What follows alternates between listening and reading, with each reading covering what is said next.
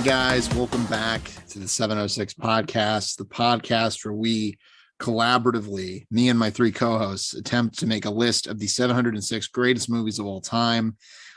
This has been going on for several years now, and we're 98% of the way there. So I don't know what we'll do with our lives when it's over, but we're just enjoying it while it lasts. So without further ado, I'll let my co-hosts introduce themselves. Let's start with Kirk. Greetings, everybody. My name is Kirk. And then, yep. What's No, I was gonna give some flavor, Tony. I was gonna give some flavor. I'm sorry. I'm a Pisces, the heart and soul of our OnlyFans contingent, and thanks for listening. All right, excellent. Connor. Hey everybody, my name is Connor, Capricorn. And when I'm done with the podcast, I will open up a franchise of Space Aliens Bar and Grill here in Maryland. That's my plan. Very good. And Anthony. All right. We don't know what he is. I am a Virgo for the fans out there on the subreddit. I don't know. They've probably figured out. Surprise.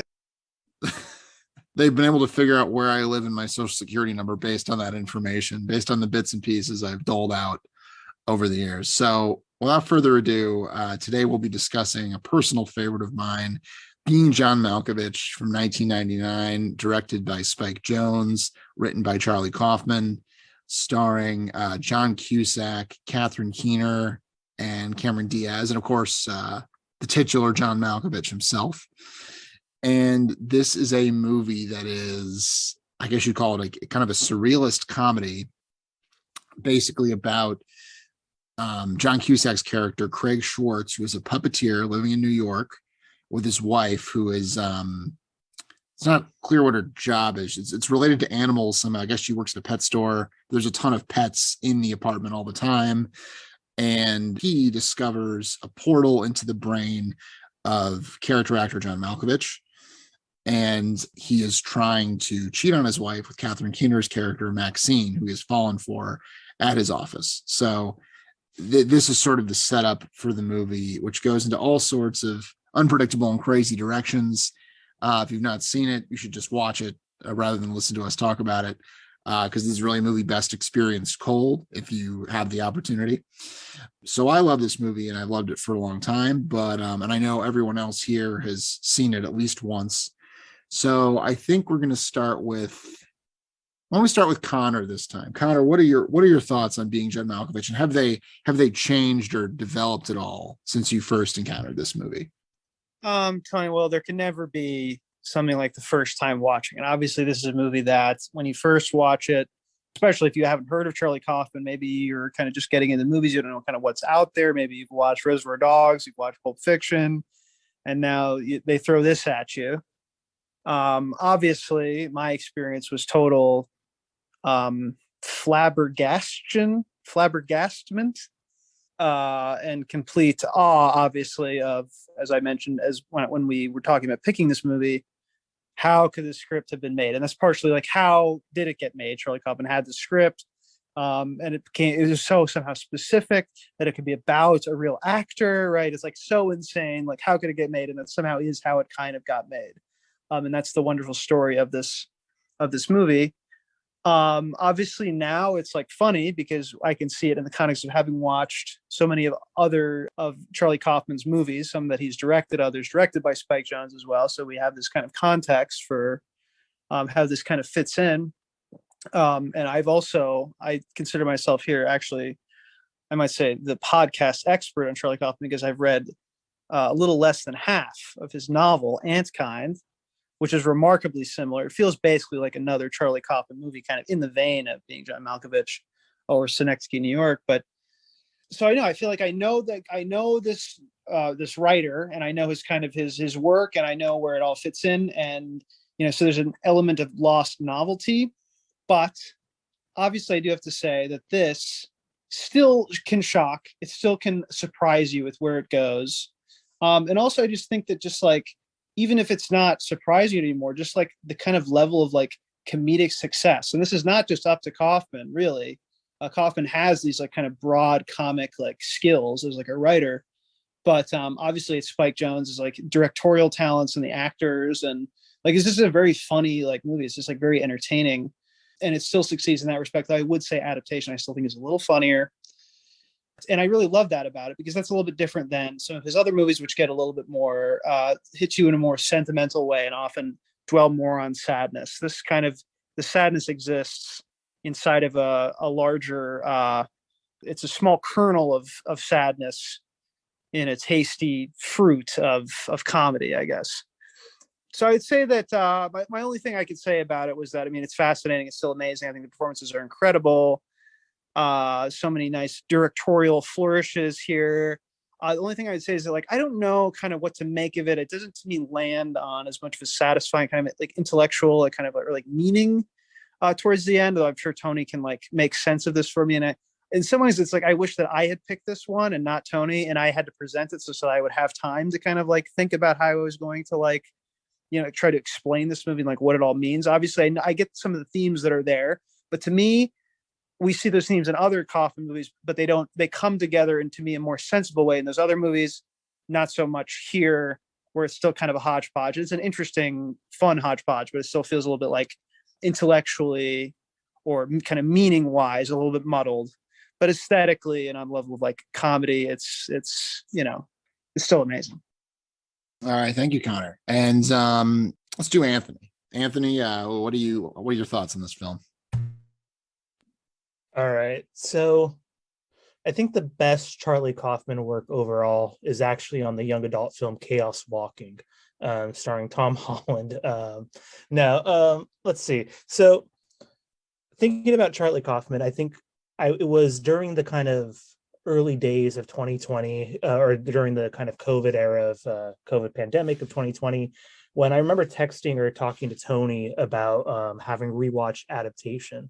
And we had both sort of expressed a kind of growing displeasure, not necessarily with that movie, although we did find some faults that were more kind of personal, but we expressed a kind of growing displeasure with some of his, let's say, solipsistic tendencies and a few other kind of things that just felt totally out of line with our kind of current sensibilities, things that made more sense to us when we were slightly younger, or at least in college.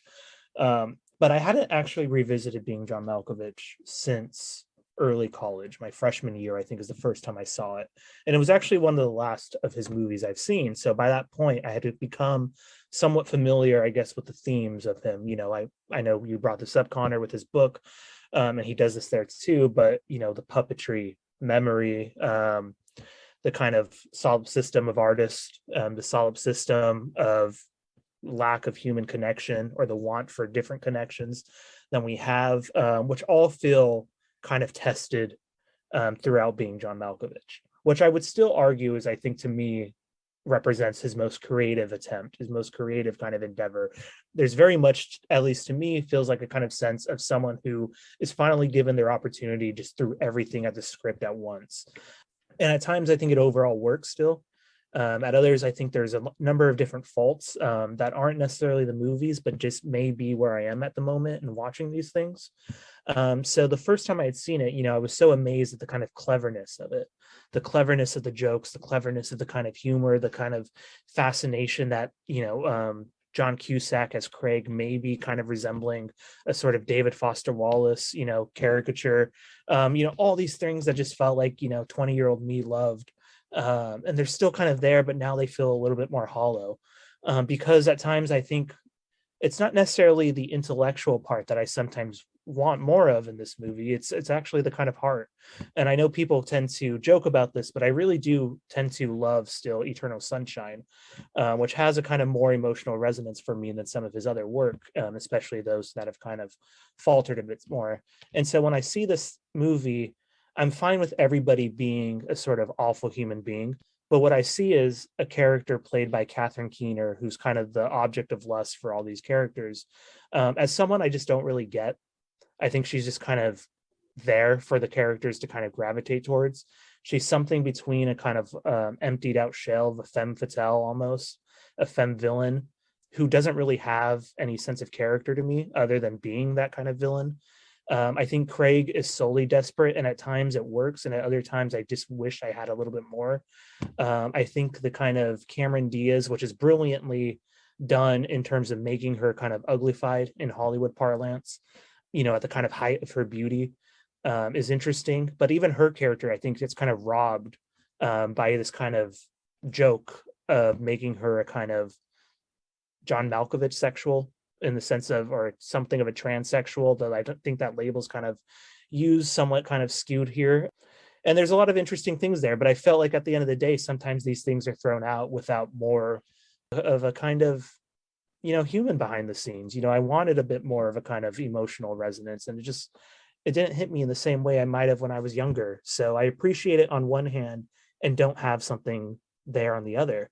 And it's something I've grown, I think, to realize is not there in a number of Kaufman's works. I think it's there in something like Synecdoche, New York, but I lose it a bit in some of his other stuff. And it may just be a case of needing to revisit it again in a few years, or maybe it needs to be a case of watching it at a certain point in my life. But overall, I'm glad I rewatched it. And I do think, not to sound too harsh, but I do think there are stuff to recommend and praise about the movie. But maybe I'll bring that up when we talk about it. Thank you, Anthony. And finally, Kirk, so what do you think about this one? Yeah, it's a good pick. It's a good one to discuss, to kind of dig into collectively. I would say, in a sense, it sounds like Connor and Anthony, they need a new vessel. I mean, this podcast should be titled Being Charlie Kaufman, because it sounds like you're more intrigued by the creator, by the puppeteer, than you are by the puppets. And that might say something about how you feel about the film.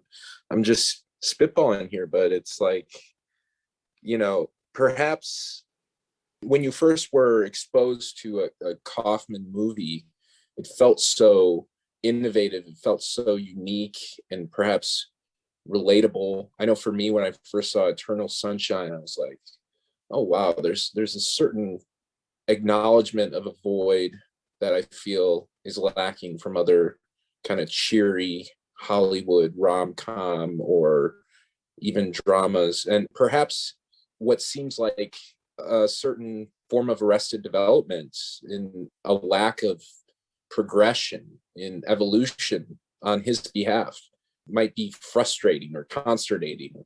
Or maybe we're changing and we're expecting him to stay the same and he's changing. I'm not sure. There's a certain relativity there that's beyond me, but I think it is interesting to think about, like, how we relate to creators, especially ones who have such ideas that are, full of conviction and intimacy. So I think that's one point I would make about this film, is you do feel like a certain level of exposure to the creator, to the writer. And at times it can be discomforting, disquieting. For me, like, the meat of it works. I think the conceptualization makes sense. It allows me to explore, like, the thesis allows me to kind of dig in and explore a little bit at my own pace. But I would agree with Anthony that I don't think necessarily that any of the characters are fully formed per se. I think there's a certain hollowness, to kind of echo what you're saying, Anthony, with the Maxine character. It's kind of funny. It feels like the character I empathized with the most was the chimp. I I like the chimp. I wish he got more screen time, but in all seriousness, I think there is something there. When a movie tries to present something that is so kind of conceptual and it's so kind of cutting edge, you don't necessarily have too much time for character development. I think it starts off strong. I think there's this kind of zany vibe that you get with John Cusack, but it just gets flooded by all the Malkovich stuff. And I think that's fine. I think it is, because I could tell after watching, I took inventory, I took stock of how I felt and how, where my brain was going throughout the film, and forging kind of these neural pathways or rekindling them in a way I hadn't in a while, I guess. Certain ideas, certain switches were being flipped. I think it's really kind of, the opening scene is oddly like emotional. Seeing the puppet with the audience, or is there an audience? I'm not sure. I mean, there's an implied audience, which is also us, but like the riveting classical, the orchestral music, and then there's this puppet with these very visible strings and these constraints, and then this puppet suddenly becomes self-aware. I think maybe that's a little bit on the nose, right? I'm not sure. I'm sure you were probably hinting at that, perhaps either Connor or Anthony or both of you, but for me it works. For me, I think it's beautiful. I do. I think it's a beautiful film, even though it's not necessarily the most like heart-wrenching film. I don't necessarily care for John Cusack's character or for the other characters. So it's usually I'm the only one saying that. So if Anthony's saying that, I feel like I'm a little more validated, but yeah, it's a really creative film, I gotta say. So I hats off to it. And yeah, I'm interested to hear, I'll hear Tony round it out for us. All right. Well, you guys are all wrong, first of all. I mean, I'm kind of stunned by what I've heard you say. John Cusack is truly the hero of this movie. I know. Yeah, I don't know where to really start with this. I've always loved being John Malkovich, and I'm kind of receptive and sort of agree with even some of the criticisms here. I mean, I understand what Connor and Anthony are both saying, that there's kind of a deficit of heart in this movie. And there are certainly other Kaufman movies that have more heart and that I think are more emotionally resonant. Synecdoche, New York would be, I would say, the one that to me is the most emotionally powerful and like devastating of his movies. I know, like, Eternal Sunshine's another good example. Kirk and Anthony both mentioned Eternal Sunshine, which I think has much more of like the heart. It has more characters you're supposed to really empathize with, and really feel the story through the characters. But what I appreciate about being John Malkovich is its identity as a comedy, first and foremost. The fact that it is such a successful comedy, and the fact that it plays out with these ideas for maximum comedic potential, the purity of it and the youthful exuberance of it. This very much feels like both Charlie Kaufman and Spike Jonze. These are both young men early in their career. It was both their first films. And I think you can really feel that. You can feel that excitement and that energy and this sense of possibility, I think, at every moment of this movie.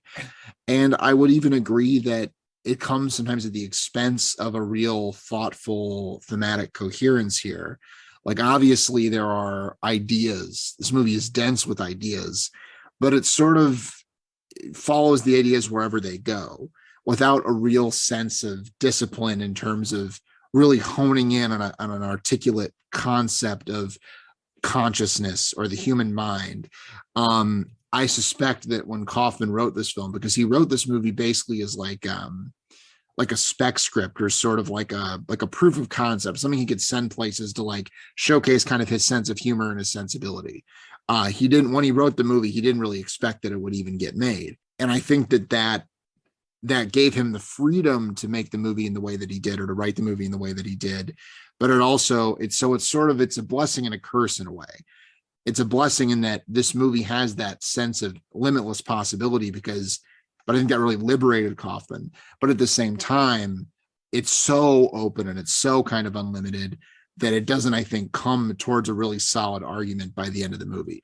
But I still love the movie for that. I love that exuberance. I love that sense of possibility. And I find it very inspiring personally. Like, I know, like, I see a lot of myself in this movie, and I should say a lot of this movie in my own creative work, my own writing, and just like the things, like the little digressions, the things like Elijah. I'm glad Kirk mentioned Elijah the chimp, because he gets an arc in this movie.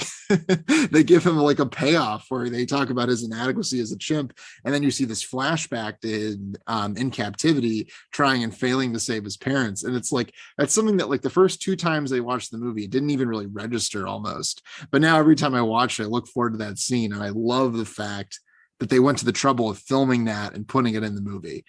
I love too the whole thing with the 7.5 floor, and then the video explaining the backstory is amazing. That's so funny. Like, that's so good. And just the fact that the movie takes the time to film that and to show it to us. And that's what I love about this movie. I think in terms of what it's saying, I think somewhat inarticulately and unsuccessfully, but I think, I mean, it really boils down to, you know, the idea of consciousness. Obviously, what is consciousness?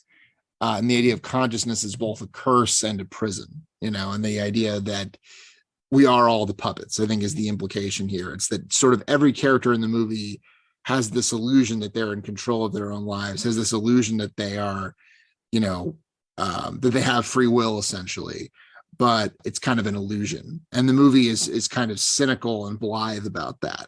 The movie doesn't really wallow in because really this is a very dark, very bleak movie in a lot of ways, as bleak as something like Synecdoche, New York.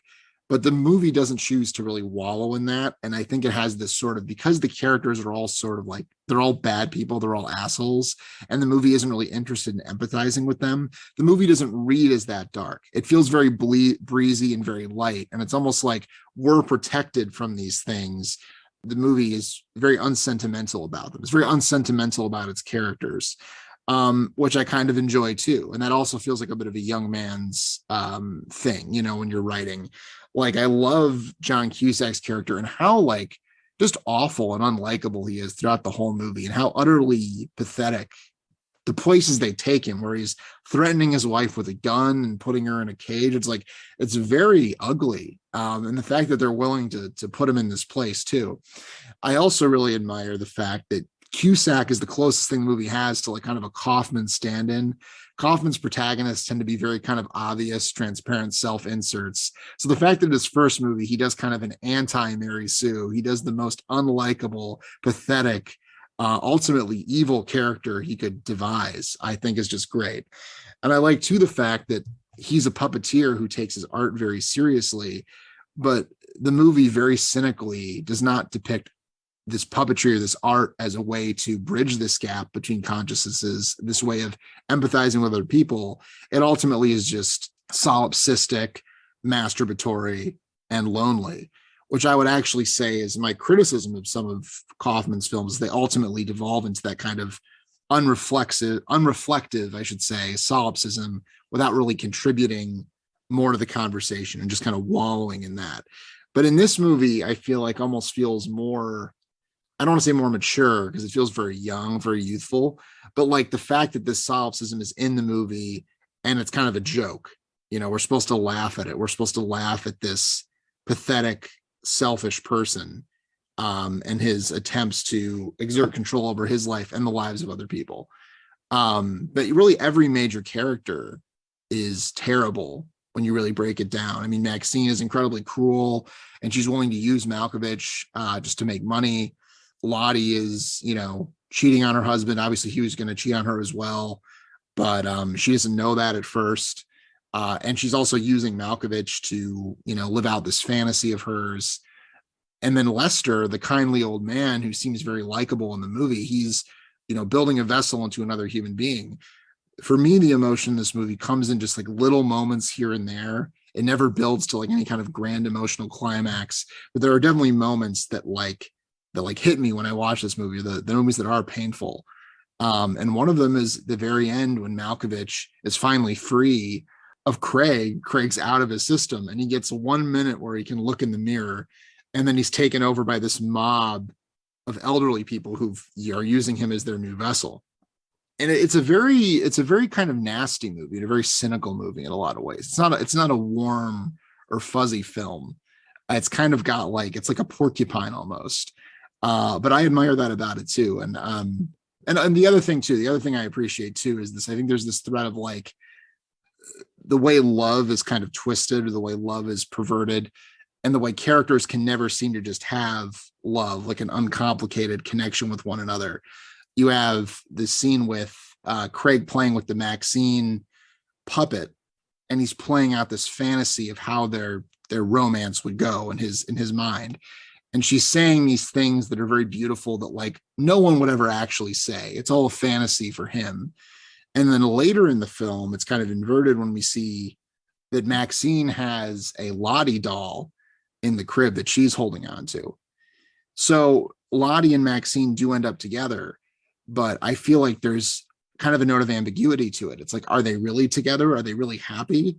I mean, she did cheat on her, and Maxine does not seem like someone who really can be in a committed relationship based on what we've seen of her in the movie.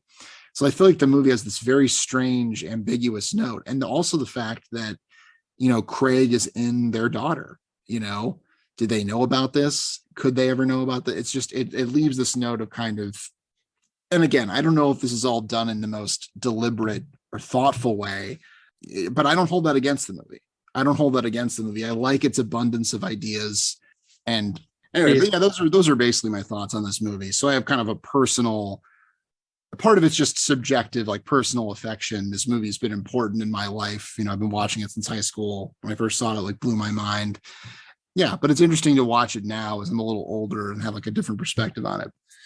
What do you guys think this movie is ultimately saying about consciousness? Do you think there is a more, I think that was kind of the consensus, is that the movie ultimately kind of fails to really come up with a compelling thesis on the topic, but what do you think the movie's kind of trying to go for on that topic, or where do you think the movie takes us? Because even if a movie doesn't, intend to say something, it ends up saying something by virtue of what happens in the movie and kind of what we're left with.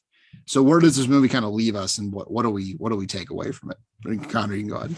Okay, so as I said at the beginning, I don't really know what this movie is ultimately trying to say. I wish I had more time to kind of think about it. Maybe I would kind of come up with, like, if I add this together with this, I end up with this answer about what it believes about this. But I would say, Tony, one thing you didn't really address is the fact of, like, the puppets on the one hand, and also, which our character Craig claims to be like a way of getting into another person's skin, right? So it's a means of escape, but really, right, I think the twist is, you think it's about escape.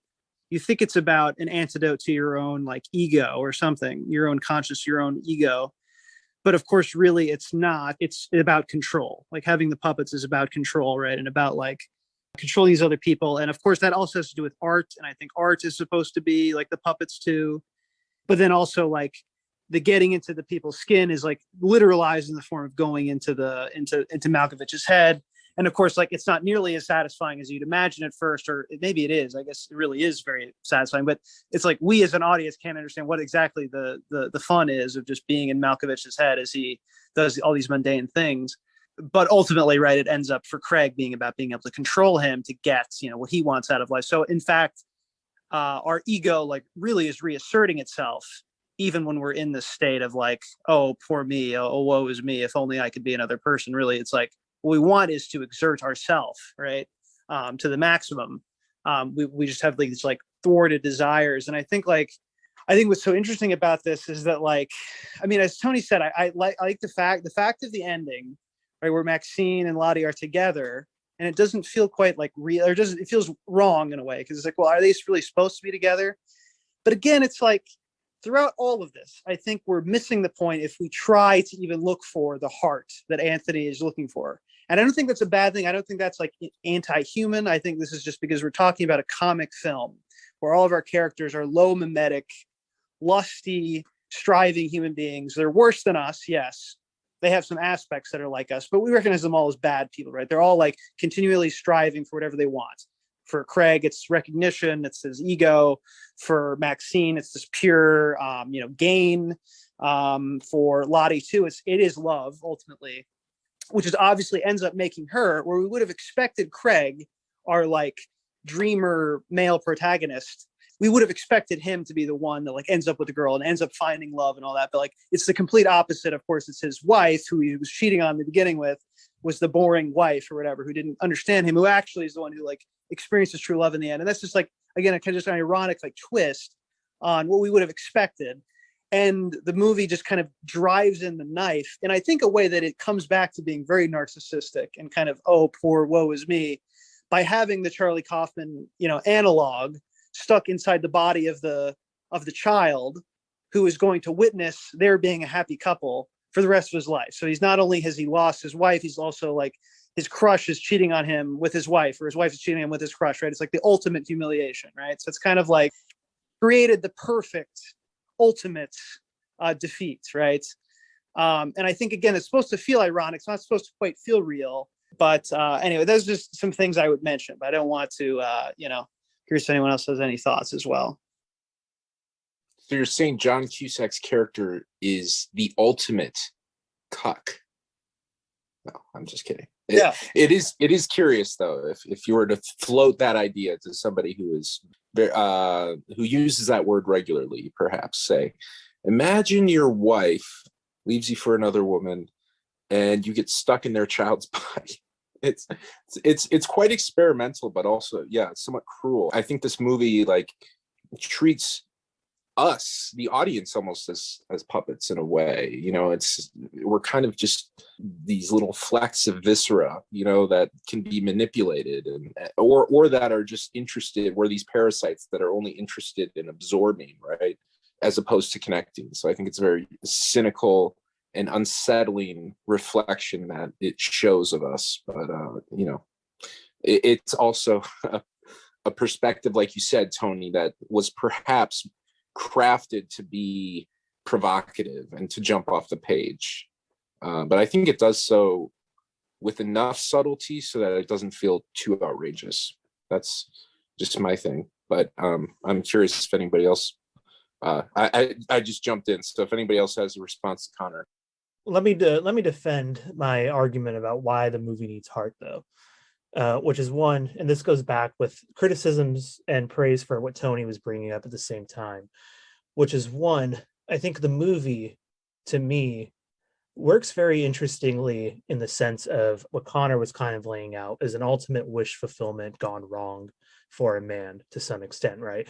This is the idea, at least to start off the film, that you could have the woman you want, that you really want, if you were just someone else, that you'd be appreciated as the genius artist you were if you had the fame and fortune to pursue it and the time, that you'd be able to leave the wife. At the end of the day, though, what the film does give us is the ultimate fear of that, which is the person that you want running off with the person you do have, that the genius you're able to create for yourself and finally achieve is all of a sudden gone from you, and all you could do is sit back and watch.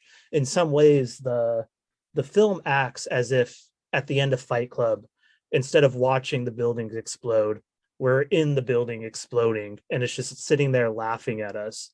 And that's part of, I think, my problem with it, and I'll explain that in a second, which is, to me, this film's ultimately about self-projection and self-actualization, who we want to be and how we see ourselves.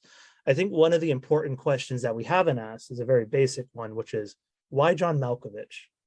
It's purely humoristic for that, right? I mean, you would think in an ideal world, it'd be being Brad Pitt, especially at this time, being Keanu Reeves, being Leonardo DiCaprio, being a rock star, right? The typical male embodiments. But instead we get this actor, and the movie even laughs at it, throughout times. It gives us this impression that John Malkovich is much bigger than he is, at least in the media landscape, even though the common people, the taxi driver and things like that, never do.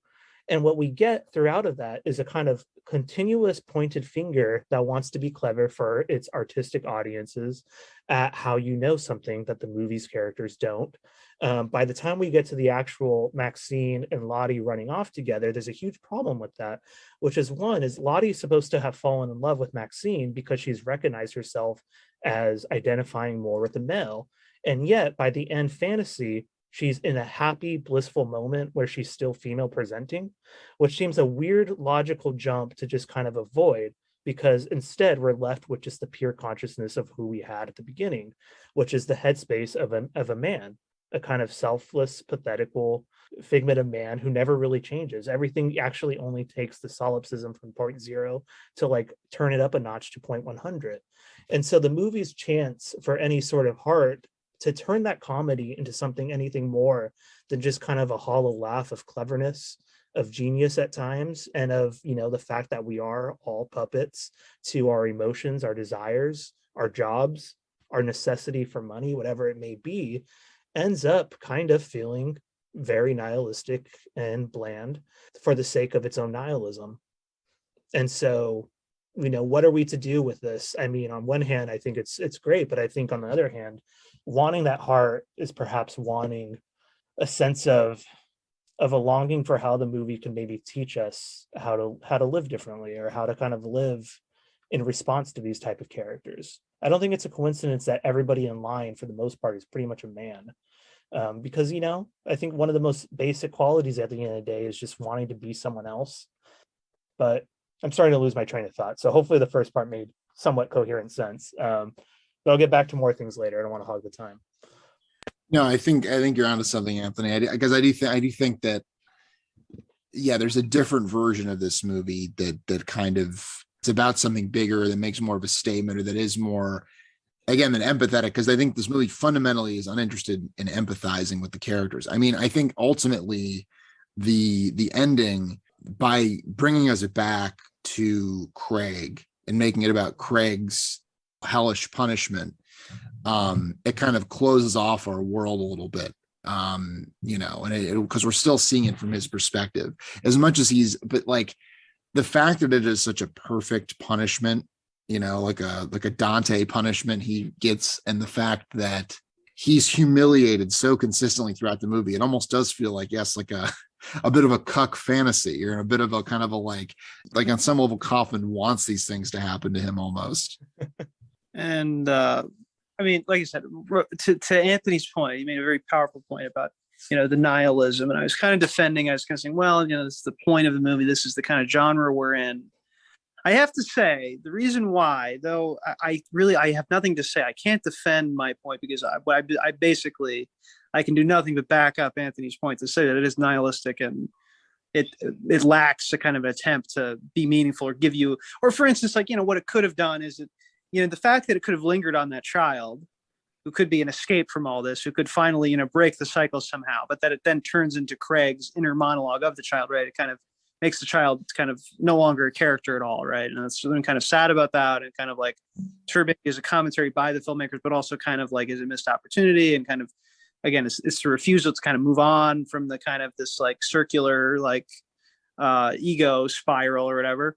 But what I could say, one thing I would say is that I find that the sentimental Kaufman does nothing for me.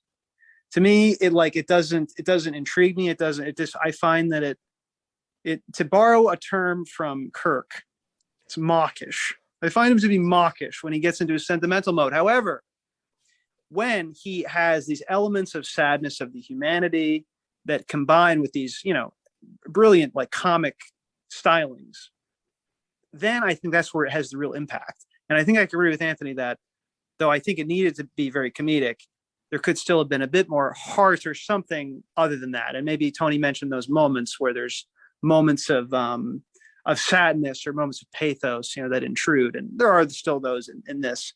But I think like that probably would be the perfect formula for him. But I don't think you want to sacrifice, you know, like the humor as well. But that's not necessarily what Anthony was saying. I don't think to change the ending, for instance, would be to get rid of all the humor. But, and just to say one more thing, to just again on that note, is let's think too about like irony, right? Irony is being like kind of the quality of this, like, you know, this kind of Gen X 90s moment of like reality bites, of like not, you know, believing in anything. There's a distance from everything. You know, David Foster Wallace obviously thematizes this like in his own work and stuff. And two, this movie works on that level of even of the plot, and like even the elements that we see, there's a element of cliche to everything, including, for instance, the story of Elijah, right, where he has this kind of cliche origin story that still is effective nonetheless, but there's this like, you know, taint of irony around it. The fact that he has like, you know, anyway, but then there also like within Malkovich's story, he has this kind of like these kind of stereotyped moments, like where we see like the moments throughout his life, for instance. This has nothing to do with the real Malkovich. It's a cliche version of what we'd imagine Malkovich would do or would be, right? It's not the real person. We're kind of retreating away from the real person. It's just kind of a stereotype or an image or an irony or a cliche. And then also even like when he has his kind of rock bottom moments where he's like picked out in a bar, that's another kind of cliche moment. So obviously the movies of this time like revel in like repeating and kind of referencing and engaging in the cliche and the tropes and that kind of thing. So, but here it appears, I think, in a particularly kind of nasty and like probably not DFW approved kind of like lacks, you know, kind of sincerity, to back Anthony's point up. Yeah, and I think even the, apparently when he wrote the script, it started as like a man is pursuing a woman who's not his wife. Well, that was the starting point. And then all the mind bending, the brain portal stuff came later. And I think that's very interesting and very kind of revealing that that's where, because that's really like the inciting incident of the movie. And that's really kind of the heart of the story. And it almost feels like he was trying to like take this setup, like the cute girl at work and they're flirting or whatever, and take that kind of that thing you'd see in a million movies, but put it in this context where we can't get any kind of emotional response really from it, because he's cheating on his wife, and it's man who is portrayed in this incredibly sweet and endearing way. So there's just this real current of nastiness throughout the movie, which I really enjoy about it.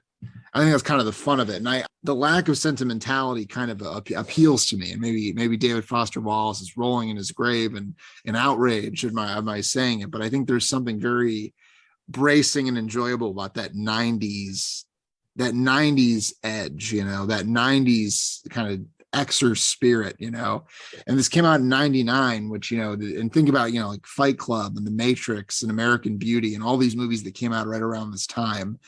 That feel very much like of a piece, for whatever reason. Like at this moment, like this is when these stories were being told, sort of the white collar kind of ennui, the idea of needing to transcend it in some kind of, and Connor, it's your cue. You can bring it in.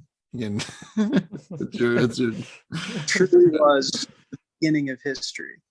That's right. It was the beginning of history, and that sense of limitless possibility that Kaufman was trying to talk to us about. Is there any doubt that this movie led to the creation of Pepsi Blue? And the wide release. Those two seem intimately related. I'm not sure, but no, I don't know. It's for me. Yeah, I'm kind of feeling what you're peddling, Anthony and Connor as well, and I think like oftentimes characters work really well on the page, and sometimes characters are written with certain inflections and dynamics and little asymmetries because it's appealing to our intellectual selves, but it's not necessarily, it doesn't sell as well in a feature. I don't know. It's something to consider, but I think it's a movie that I don't know how you all feel, like, because we were kind of hinting at it, but does this movie feel dated, in any way? Does it feel dated, like either culturally or thematically or mechanically, perhaps? I don't know, Tony, if that's a worthy kind of conversation, or there's certain offshoots that are. No, I think that's interesting. I mean, it's a movie I think that very much feels like of its time. Like it feels like very much a 90s energy. It feels like it's part of that kind of cultural moment. I feel like if this movie were made today, it would be very different. But again, it's always hard to say that, because one of the things that would be influencing the new version of this movie would be, this movie, it's a culturally significant film, I would say. And I think that you can even see with like modern films, like any kind of like mind bending or really kind of, I use this word with endearment, but any kind of gimmicky screenplay that you see periodically. The work of the Daniels certainly is very, I think, Kaufman, very much this kind of the playful early Kaufman spirit is very much alive in their work. So I don't know. But in what ways would you say this movie is dated, or how would this play out today? Are there modern equivalents? What is it? No, I don't know. There's something in the back of my mind, and I don't know what triggered it, but like it feels like with the diversification of media and information, we all don't have the same references, and so creating art that's to be consumed by a wide audience feels like a different endeavor nowadays than it did perhaps 20 years ago, where everybody kind of knows, like you said, like the tropes and the cliches and the stylings. And I don't know, it's just something for me that rang true, but I don't know if, what do you think, Anthony? Yeah. I was thinking, Kirk, now that you brought that up, it's like obviously things would change on a story level, stylistically, and internet, of course, but even just like on a pure basis, right? I mean, at the end of the day, the wish to be someone else or to live through someone's eyes is always going to be there. But I think we probably don't have the same connection to this movie, right? The kind of pure basis of, what's this even minor celebrity doing in their day to day that I would want to just escape my life for 15 minutes and pay this money to see? Because at the end of the day, we could all kind of access that tunnel by just going online and looking up any like star that we like, seeing their profile if they have it, or seeing what they did for the day, and having probably a closer glimpse than any of these people would have had of John Malkovich or Charlie Sheen. This is a pre 2.5 Men Charlie Sheen, post 80s high end decadent, but still there has to be some probably sense of loss of not just the absurdity, but the kind of opposite end of that, which is like I get that. I get why these people would want to be John Malkovich for 15 minutes. Maybe that's something that's culturally lost or dated. Yeah, I think the big difference, if you made it today, the portal, you could pick whose head you'd go into, right? Like the idea of it being John Malkovich specifically feels kind of anachronistic and dated. You're right, with social media and everything. It's completely evergreen and fresh. Not a single concept. Problematic. Obviously, yes. Like Lottie calling yourself a transsexual. Obviously, it's still. I mean, but it's I don't even want to go into this anyway. Okay. Obviously, it's an ignorant and kind of naive, approach to this topic. But I was going to say something like interesting that it even broached that idea, But we deserve to give it credit for that, It is kind of a, it is like a punchline in the context of the movie. It feels so outlandish, right, that it's treated as kind of comical, per se, which is obviously, dated but no, I would say on level of like comic timing, it still feels very like influential. You can kind of hear this movie like in so many other things, even things that are not nearly this wacky, just kind of the way lines are delivered. But maybe that's a general thing in the air too. I don't know. Yeah, I agree. I think that the dialogue and some of the jokes feel pretty fresh and pretty like ahead of their time. Or like just the absurdity of like Lester, the first in the job interview scene where Lester insists he has a speech impediment. He's very apologetic about his speech impediment, when he very clearly does not have one. That's just great. That's still like hilarious and feels very like, it still feels kind of out of left field and like weird. Like there's not a lot of other jokes I've seen that do something like that. But okay, guys, we can probably wind it down into voting. Let's see here. Who do I want to start? Well, let's start with Connor. Connor, why don't you give your final thoughts and then do a vote? Okay. Well, interesting. Could I was thinking of stabbing Tony in the back with something along the lines of, but where's Anthony's right, where's the heart? Where's the soul? Adaptation is better, But as I've said, it's not the heart, the lack of heart that really gets me. It's maybe they don't quite land the plane. Sure, all of this nihilism can be exhausting. And I still don't think I do want to like champion some of his other movies like over this one. I guess mostly just adaptation, because I think I'd like this better than Synecdoche, New York even. So I like it better than Anomalisa. So I don't know. What am I really trying to say? But I'll stop fronting Tony and I'll say it's a yes. It's absolutely a yes. Okay, very good. And then Anthony. All right. So we'll let Kirk, I guess, do the final vote. But one final thought, just we never even got to really talking about this, is the John Malkovich character himself and the ending. It's kind of interesting how John Malkovich is just kind of gone away with, like his mind has disappeared to this collective that wants to kind of live on. A very kind of curious moment. There's a lot more to say, for good and bad. Tony brought up the speech impediment, one of my favorite moments, one of my favorite jokes in the movie.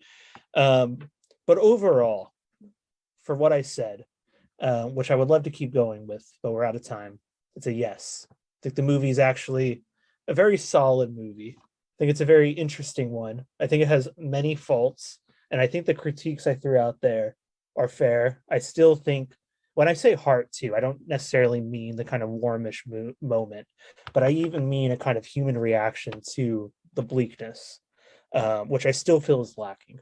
I would say this is still to me a more interesting movie than adaptation, but at the same time, but yeah, this one's in, or yes, for me anyway. So Anthony, before we move on to the last vote, what would be your pick then for Kaufman? Like, what would you say would be your favorite? Confessions of a Dangerous Mind. Wow. No, that's a good one, but I don't know. I mean, I like Synecdoche. I think at times, I like our Eternal Sun. Okay. All right, Kirk. We'll skip Kirk. No, kidding. Kirk, why don't you close this out with your vote?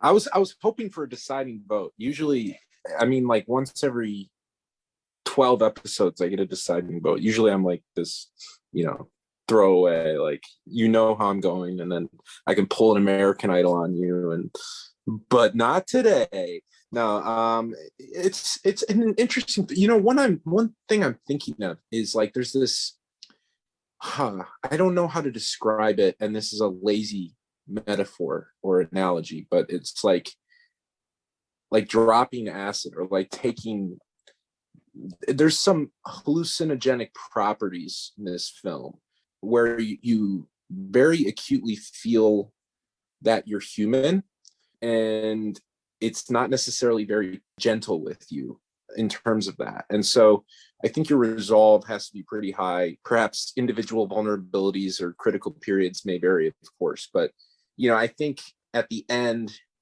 there is something to be said. Like, if there was, even in the choice of the credits music, if there was a little bit more conscientiousness applied to just crafting that emotional journey that we are taken on, I think I'm kind of vibing with what Anthony's saying in terms of that. But I do quite enjoy it. It's one of the rare films where I kind of don't like it, in the sense of I don't like how it makes me feel at times, but I can appreciate it for it. I can appreciate that it evokes that emotional response for me. So I guess I will say yes, even though it's like, like Connor or whomever mentioned, like, does this just put all the Kaufman films in by default? Or I'm curious, we should be a little more considerate about how we treat Kaufman. No, okay, I mean, you vote for this one on its own merits. So you're voting yes then. Well, see, I'm not voting no, so I guess I'm voting yes, which might mean that I might not vote yes, but I will vote yes. Well, it's in either case. All right. Okay then. Well, that's good. I'm glad. I kind of figured this one would be a shoo-in, but I'm glad it was. You never know on this show. I will say that the one thing I feel watching this that makes me sad is I wish Kaufman would be funny again. He's so funny.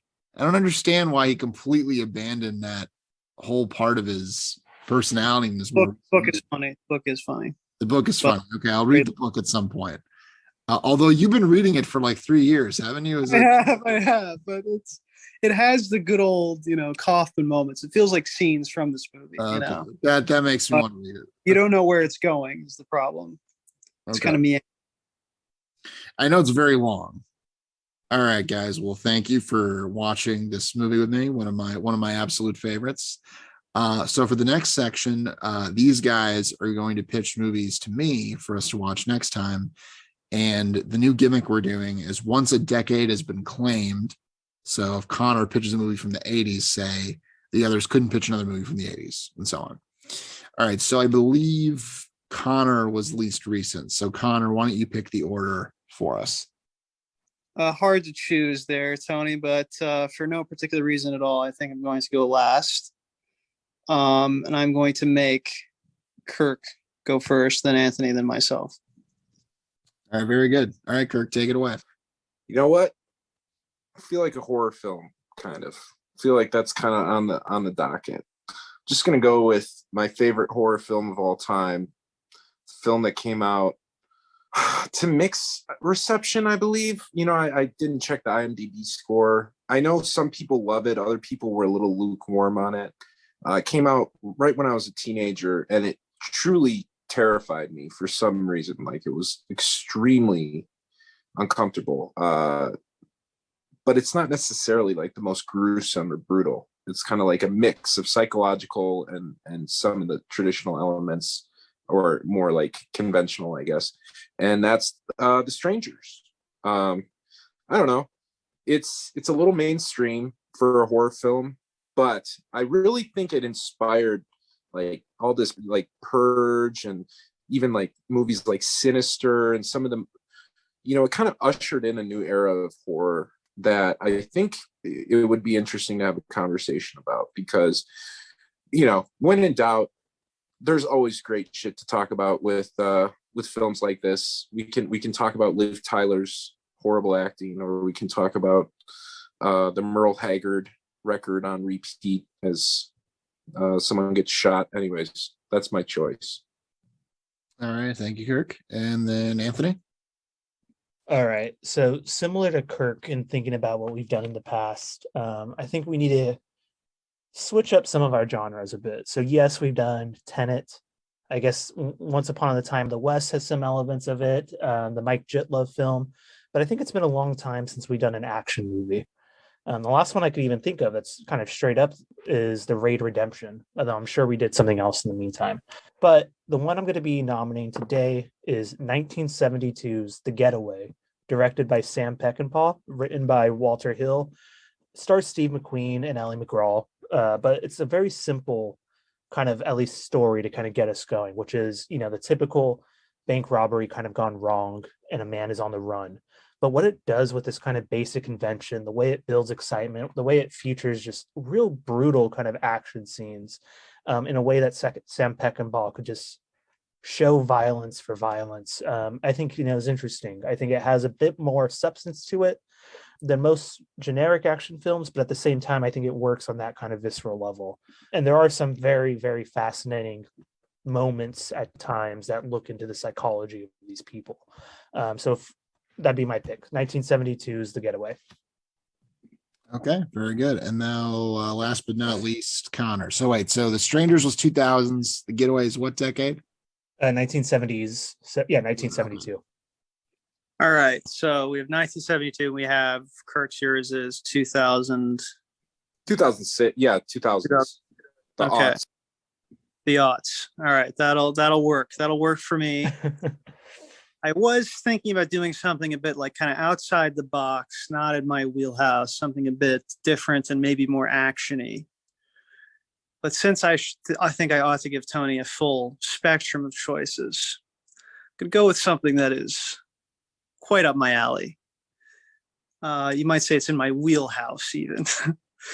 And it would be another film from, you love him, folks, Akira Kurosawa, my favorite director of all time. And I've decided it is my favorite Kurosawa film. I think it is his greatest. It speaks to me personally, but it also contains all of those elements that you love, with the exception, I'm afraid to say, of Toshiro Mifune.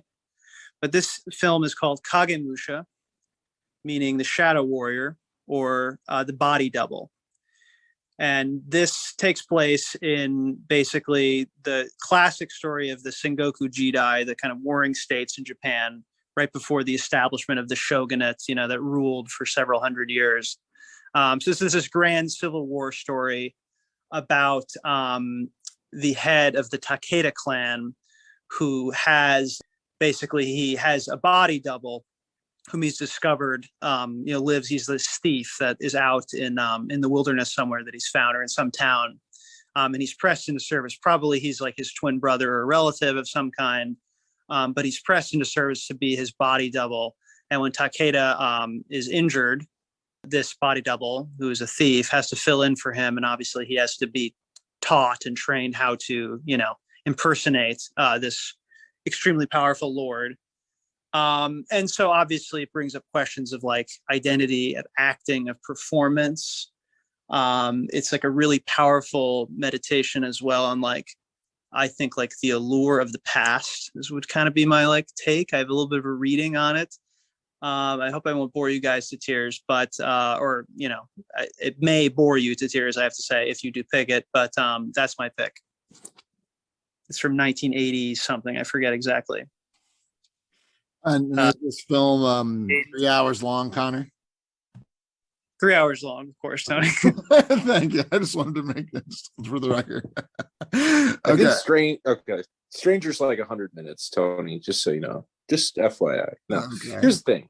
Okay. We're not choosing, well, it depends on how selfish you want to be, Tony. You're not choosing the movie you want to see the most. Okay. Choosing the movie that would be best. Well, I guess there's a lot of considerations. I want you to consider, though, the movie that might be best for the podcast. Best for the pod. For our listeners, and also for our canon, for us to have a diverse canon. Don't we already have 2 Kurosawas in already? And we're like, we only have one. Like, We've done 2 Kurosawa. Which one didn't get in? Hidden Fortress didn't get in. Yeah, it was way back at the beginning. Was I being edgy by It voting was no? it was 2-1 against Hidden Fortress. I think you Kirk, voted you've yes, been the Kirk. only one that voted for it. Yeah. I voted against it because it felt too much like Star Wars. That's why I voted. No, I'm kidding. Here's the thing. Yeah, that's kind of the essence of my rebuttal, is that we might have a better conversation about something that's just, a little easier to handle, a little easier to identify and to dig into. And it's fun when you can readily bring in, comps. And I think horror films are really great at allowing us to compare and contrast because they are so distinct. And perhaps those references, not only for me, because we know I'm lacking most, but for you, Tony or Anthony, in terms of comps for Kurosawa, you might have, obviously there's other films, but I'm not sure. And then The Getaway sounds fine. Steve McQueen, I'm a big fan, but yeah, I don't know. I like my pick. I think there actually is something to this film. I'm not just using a throwaway, though. It kind of feels that way, I guess. It is pretty mainstream, but I think there'd be a good episode that would come from it. So. All right, thanks, Kirk. All right, Anthony. Yeah, I mean, in terms of comparison, Kirk, my film's an action movie. It's going to be easy to kind of compare it to other things. I think this is, at the time, it was one of Sam Peckinpah's biggest hits. I could be wrong; it may be the biggest. Yes, it is Steve McQueen. I think it does a good job of threading the populist with the kind of cinephile in mind. Though Peckinpah himself would probably disagree. He's a very, at times, masculine, at times un-PC director. The movie does a very good job, though, as I said, exploring violence in its own way in the 70s fashion, which I think feels more real than many other films. I think it, like Michael Mann, uses crime to really kind of do something interesting with its story. But, I'm always down to kind of switch things up. We haven't done a horror movie in a while. I've seen The Strangers. I actually really like it. I think similar to what Kirk said at the beginning, it is one of the few horror movies I could say really unsettled me, at least the first time I watched it. So maybe, I would love to know if it maintains that kind of, unsettling factor as we keep going. Connor's film sounds interesting. It's later, so is it in color, I assume? I'm not really familiar with Kurosawa's work in that later years. I don't really have one good argument against any of these two. So, all right, and Connor. Not sure what to say. It's from 1980. I'm sorry. So it's very beginning of the decade, dangerously close to The Getaway, but I just made it in barely.